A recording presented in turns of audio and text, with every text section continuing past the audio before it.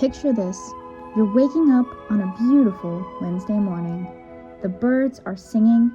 The sun is peeking through your window. Your alarm is playing your favorite song. But oh no! You're parched from a long night's rest. And double oh no! You have a job because you're an adult. You need something that's refreshing and has the caffeine to get you through your day. At Quality, we have your back. Here at Quality, we ensure that our teas are made from the finest fruits and herbs. Quality, we put the tea in quality.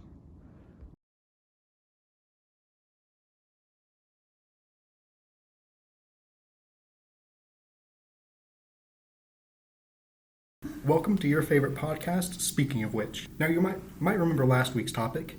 Is ketchup a smoothie? Now, our answer might have made some of you a little upset, but here at Speaking of Which, we do firmly believe that ketchup is in fact a smoothie. So, for this week's topic, we want to talk about how social media has affected us. Our first segment, how has social media affected how people spend their time? With me, your favorite host, Austin. How much time do you think the average person spends on social media in a day? For example, mine averages about 2 hours and 45 minutes daily. For the average American, this is about 2 hours and 30 minutes, which over time, this adds up to about 7 years over their lifetime. This is according to the Bureau of Labor Statistics. What are your guys' average times? I think my average time is probably about, I'm not going to lie, maybe 4 hours daily. Mine is probably well over 6 hours because I do listen to YouTube to go to sleep. So it's just on all night. I also do that, but so mine might be higher than 4 hours. I have a sensible 3 hours a day. So the average amount of time that is spent on social media and the internet has steadily been going up. The largest increase has been between 2019 and 2020. The largest reason for this was COVID, obviously, but it has been trending upward. This is also according to the Bureau of Labor Statistics. This contributes to how much time we spend indoors. Again, according to the Bureau of Labor Statistics, the average American spends about 90% of their time inside. 85% of this is spent in buildings and 5% in a car. Now, obviously social media isn't the only thing to blame for this, especially as we continue into a modern world where everything is very car-centric. There aren't a lot of opportunities for people to spend time outside. The roads are designed to be very hostile towards pedestrians and cyclists, so this makes it very hard to go outside and enjoy your neighborhood. And almost a third of the country lacks good access to park space. This is in a Park and Wildlife survey. Obviously, social media and the internet definitely contributes to this time, but it isn't the only factor. That being said, it is a very large factor. This increased time online really leads to a new kind of relationships that we form. They're formed exclusively online. Speaking of which leads us to our second segment, Online Parasocial Relationships, by your second favorite host, Blue Supinger. So, earlier in the week, I was listening to Perfect Illusion by Lady Gaga, and I was kind of thinking that the lyrics sort of perfectly apply to this whole parasocial situation, where a celebrity is constantly being, made famous by people who she may never even know exists, which really is the root of what these parasocial relationships are. Okay. According to verywellmind.com, parasocial relationships are when one party of a relationship grows a very strong bond with another party who has nothing to do with them. So this can go in varying levels of severity, which can be just sort of entertainment focused, which is what a lot of people experience on the internet every day, to things that can become a little more serious, which is where there is sort of a trend in younger people on the internet growing very strong attachments to specifically people on YouTube. And this has led to children and their parents showing up to YouTubers' homes when they're completely not invited over, which can be really dangerous for both parties involved. It can be bad for the people showing up, and it can be bad, obviously, to have a crowd of people outside of your home. And sometimes the people on the internet use these parasocial relationships to their advantage. And they'll manipulate people in a way that they can get them to do sort of whatever they would like. This has led to internet celebrities asking people for money from people that they will never meet. And it's also led to people calling on sometimes violent interactions with other internet people or just random people that they don't agree with. This has resulted in very dangerous, if not violent, situations for those people involved. In situations like doxing, which is when people's addresses are leaked, which can lead to somewhat less harmful things like sending pizzas to their homes without paying for them, so then the pizza driver shows up angry. But there's also much more serious things like swatting, which is when the SWAT team shows up and people in the past have been killed in this situation. So all of these things are made much easier when the internet users are of a younger age. Speaking of which... Hi, it's your second favorite host, Kaylee. So, I think that it's very interesting that we're in the middle of a generation that before us doesn't really know much about the internet. They were born before the internet came out, and it didn't come out until later on in their life. While on the other end of the spectrum, you have a generation that really only knows the internet. I mean, I couldn't imagine growing up with the technology that kids grow up with today. Some of my neighbors as young as 9 years old have cell phones, and I just think I can't wrap my head around that. It's not really controversial that social media can blur the line between what should be kept private and what can be shared, what is real and what's not. It's a very hard situation, especially when you have impressionable children on the internet. So I did not get social media until I was 16, but despite me still getting it later on in my teen years, those negative effects from seeing edited photos, even though we're taught that they're not real, like I mentioned, it's not a very controversial idea that social media can be bad for your perception of who you are and what success is. Those negative effects were still there for me even as a 16-year-old. So I cannot imagine what those effects would have on children. I know there are places on the internet or on tablets that are specifically restricted, like for kids. There's Noggin, which is a kids app made by Nick Jr., and there's also YouTube Kids, which I know is very popular because it helps filter out videos that are specifically made for kids. However, stuff can still leak onto these platforms, and I've seen it myself from kids who grow up with the internet. They know to just exit out of the apps and then go to the regular search engine and look up YouTube or Instagram or whatever the kid wishes to look up. I think it's really hard to start restricting these things, especially when the kids, scarily enough, start to know more about technology than the parents do. My neighbor knew more about technology than I did when I was 16, So one thing I feel like that is not talked about enough when we talk about social media warping perception of reality, it's mostly socially accepted, which is also scary in general, that social media warps your perception of your body, and it has unrealistic beauty standards, unrealistic body standards for both men and women. And even as a 16-year-old, those effects very much so did affect me into my later teen years. Another thing that I feel like a lot of people don't think about or isn't brought up as much is how social media can warp your perception of what success is and what goals you should be hitting by a certain age. On social media, obviously, a lot of people post only the positive parts of their life, or sometimes people on social media just flat out lie about what they're doing in their life. If a child is constantly seeing people in their early 20s who are millionaires going on vacations all the time. Maybe they might start thinking, by the age I'm 20 years old, I should have that. And it's one thing to have a goal of, when I'm in my 20s, I want to be financially well off, and the other to think, if I have not accomplished this by this age, I am a failure. And that is a horrible reality that I think that we are starting to live.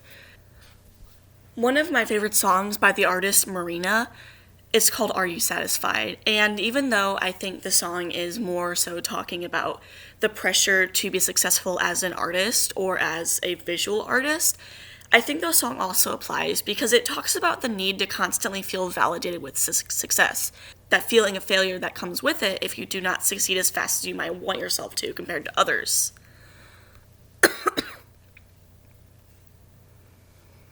I think this anxiety of not succeeding is already common among everyone in general, especially as teenagers, but social media definitely perpetuates that idea. Another Marina song that I definitely do think still applies to the idea of social media warping your perception of self-image and reality would be Sex Yeah.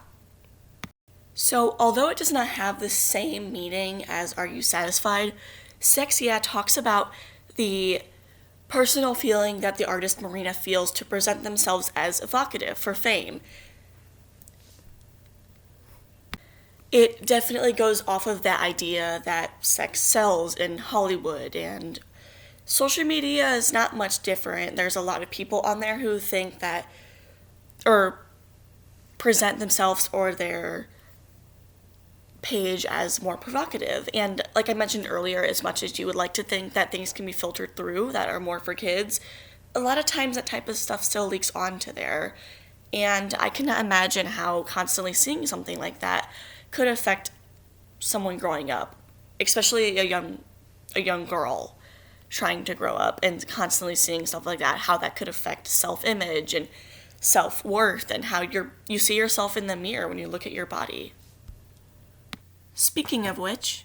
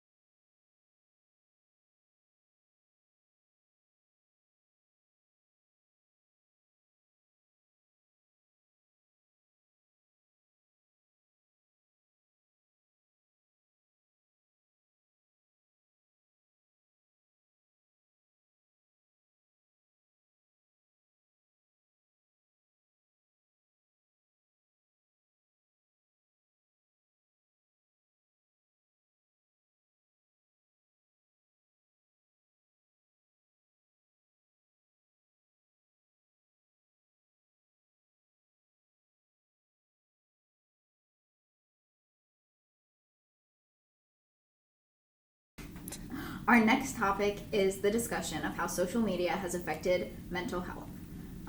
With your other favorite host, Sage. Social media platforms, especially Instagram and TikTok, are notorious for giving young children poor self-image and self-confidence.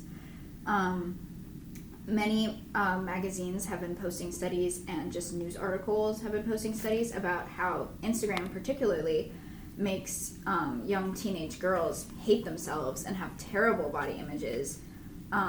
According to Science Direct, eating disorders have been on the rise in most recent years because young girls see models on Instagram or see edited photos and see comments on other posts where people aren't super fit, quote unquote, or thin, quote unquote, or healthy, quote unquote. And they see the way people are reacting to these, and they assume that they are unfit, unhealthy, and just ugly. So they decide to starve themselves, and also just don't really like what they see in the mirror. And obviously, this has always been a problem for young women, just through advertisements all the way dating back to like 1800s, because there have always been high expectations for women, but especially now women have access to these things as 3-year-old children, so it's more ingrained in their minds that there's a certain way that they need to look. Social media also raises expectations for what a good life should be by consistently advertising the extravagant lives of wealthy influencers online. As Kaylee said in their topic, a lot of people are super wealthy that are influencers, and we see them living in mansions, we see them going on vacations. They're in Hawaii one day, and then the next day they're in Italy. And kids think that if I'm not living that kind of life, clearly I'm not successful, and like I must be poor, or I must not have good access to these things. They have so much higher expectations of like what they need to be happy, or what they need to be considered successful, and just like that's obviously not realistic because most people don't have that much money. 2 songs that reminded me of this that I've been listening to recently, which don't judge me, are Oh No by Marina and Jealousy by Olivia Rodrigo. Both of these songs discuss expectations and mental health affected by social media. And Oh No by Marina, I'm sure it can be interpreted in many different ways, but the way I see it based on this topic is that specifically Marina as a woman, is she a woman? I don't. Yes. I think as a female presenting person, feels like they have to put on a certain act or a certain behavior for press, for social media and stuff. So it might not even be the real them, so that people love them and appreciate them, and that obviously then affects their own mental health, but also then like kids who see that like think like, oh, that's how people act, that's what people should be doing, and it's just like not good for either party, the expectations that people are held to all around. And then Jealousy by Olivia Rodrigo talks about from Olivia's point of view, and she's in like our generation, so it shows especially the effect that it has been having recently, how she sees people that have like nice cars and are going out all the time, and they're also happy, and they all have friends, and they're doing great, and they're so skinny, and it's just like the effect that that's had on her own self-image, which I'm sure a lot of us can relate to. Like obviously we all have our insecurities, but I don't know, I wouldn't think I was like so like unattractive if I didn't see like beautiful people all the time on social media. Also, another point is there have been proven studies, for example, one study through Harvard's Research Center, that these platforms intentionally keep children and people of all ages hooked to them and feel reliant on them by using something called the dopamine loop. Now, dopamine is... I'm saying that, like, because if they have to be back at the Cap building. Oh, sorry. You're okay. No, we have to reach our time. It's okay. Okay. No, dopamine is a neurotransmitter that is released in the brain when people are doing things that stimulate them and make them happy.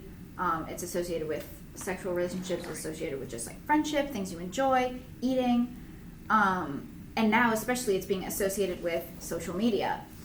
When people receive likes or good comments on their Instagrams, Facebooks, Snapchat posts, anything, they get a rush of dopamine, and this makes them feel more fulfilled and more good about themselves. However, apps have been discovered to have been using this sort of dopamine rush on purpose to make people reliant on them. For example, Instagram holds back people's likes that they receive and their comments for a while and then releases them all at once. So then you're anxious, you feel like no one's approving of it, no one's viewing your things, and then all of a sudden you get this rush of likes or like burst of comments, and you just feel so much better about yourself. And yeah, that's referred to as a dopamine loop, and it's only started to be recently discovered and talked about. So it's kind of a major issue with those sort of things, because just like how people get a reliance on like coffee every morning, or something as bad as like drugs, whatever, we have that sort of reliance on social media nowadays. Okay. So now we can just... And now we ask the big question. How has social media affected us? Well, I think personally, social media has affected us in many ways. Not just us, but the generations before and after us. Because we see people before us, a lot of them, they're growing up with the things that we grew up with when we were 14 years old. So what affected us as teenagers is now affecting them as 6-year-olds. And we're also watching baby boomers not really care about these things and just blow it off. So it's really a big thing that's been affected us. Even though social media could be a very good thing, it could also be a very toxic thing. It's really evident from all of these topics that a lot of the negative effects of social media really target younger people. Mm-hmm. Which really is true. Younger people on the internet, as we've discussed, are really sort of in a dangerous place right now, because we don't know exactly what is being done to manipulate all of us, and they are especially open to this manipulation. Yeah, of course. And because of that, it's so easy to become polarized on something based on what some random YouTuber tells them. Like, for example, there's like Minecraft streamers that have like these hordes of children like sending death threats to people over something as silly as they don't like the streamer, or they just aren't interested in Minecraft, which puts these kids in a bad place because they're being all riled up over this, and obviously are so young, people could still press charges, they could still get in trouble for this. And then, of course, the streamers get dragged down with that as well. It's also concerning to think about the future of these situations and how the unintended consequences that we can't think of yet, and how it will affect people in the future. I think also, as of right now, it's so easy to like make jokes about like the younger generation, how like it's kind of annoying to deal with some of them, because as someone who babysat a lot of kids, some of them are very interesting to talk to, especially the ones that are addicted to their iPads. But the reality of it, it's really sad, because these kids are going to grow up to be iPad-addicted teenagers and then iPad-addicted adults. And it just, how are they going to grow and develop when they're just on an iPad? That sounds like something my mom would say, but, realistically, it's a genuine question. Yeah, especially, I babysat this one family a while ago, and especially with, like, the expectation of, like, what you should be doing at different stages in your life, like we were talking about earlier, these kids thought that I would have, like, a sports car, and that I would have, like, a job already, and I'm ready to move off to California to go work on some Disney movie. And I was like, that's cool, guys. I'm not even done with college yet. I have barely even started college. Like, it's, like, crazy that they would hold themselves and other people to that sort of expectation, but to them, that just seems like what they're seeing all the time. Yeah. So in conclusion, social media does have a lot of benefits, but it also comes with its downfalls as well. I think as a whole, we can also come to a general consensus that social media can be a good thing, but also it can be a really bad thing, and there definitely should be parental limits and limits on how young someone should be on social media because of this toxicity on there. Thank you for joining us this week at Speaking of Which. Next week, we'll ask the question, is philosophy the root of all evil? My vote is yes. Yeah, Same. probably. More than likely. Yeah.